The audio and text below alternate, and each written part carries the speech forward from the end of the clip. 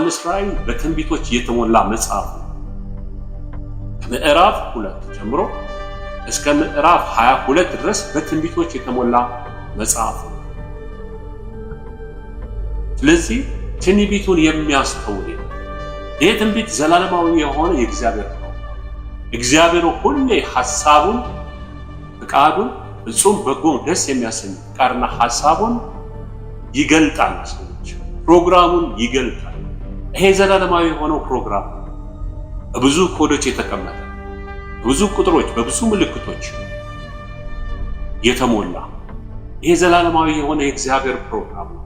ይህን ዘላለማዊ የሆነውን የእግዚአብሔርን ፕሮግራም የመረዳት ኃላፊነት የኛ ነው። የመረዳት ኃላፊነት የኛ ነው። ለዚህ ነው ዘመኑ ቀርቧልና መጽሐፉን የሚያነበው አንድ በውስጡ የተጻፉት ትንቢቶች የሚያስተውል፣ ሁለት ብሎም የሚጠብቀው ብፁዕ ነው።